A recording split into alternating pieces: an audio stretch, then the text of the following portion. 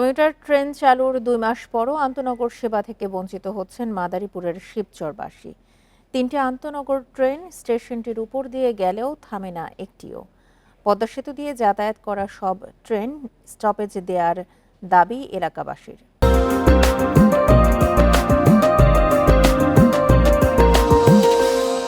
২ মাস হলো চালু হয়েছে মাদারীপুরের শিবচর রেল স্টেশন। বর্তমানে ৩টি কমিউটার ট্রেন দিনে থামছে ৬ বার। তবে থামছে না কোনো আন্তনগর ট্রেন। এতে শিবচর সহ আশেপাশে এলাকার মানুষ পূর্ণাঙ্গ রেল সেবা থেকে বঞ্চিত হচ্ছেন।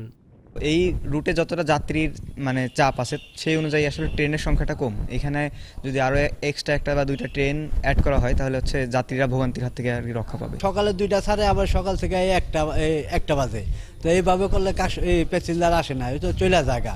যদি ট্রেন বাড়া যায় সরকারে তাহলে আরও জনগণের জন্য আরও সুবিধা হবে। যাত্রীদের সঙ্গে একই মত পোষণ করেছেন শিবচর রেল স্টেশন কর্তৃপক্ষ। আর প্রশাসন জানিয়েছে আরও ট্রেন স্টপেজ দেওয়ার উদ্যোগ নেওয়া হয়েছে। বর্তমানে যে ট্রেন 3টা মোট 6 বার আপডাউন করে, এখানে যাত্রী সেবার মান ওনারা ভালোই পাচ্ছেন, যাত্রীও পাচ্ছি, মোটামুটি ভালো যাত্রী হয়।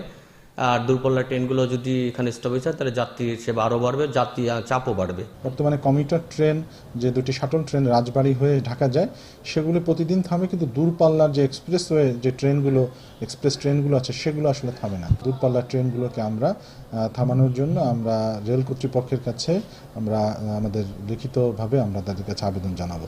শিবচর স্টেশনের উপর দিয়ে 3টি আন্তনগর ট্রেন যাতায়াত করে। Independent news.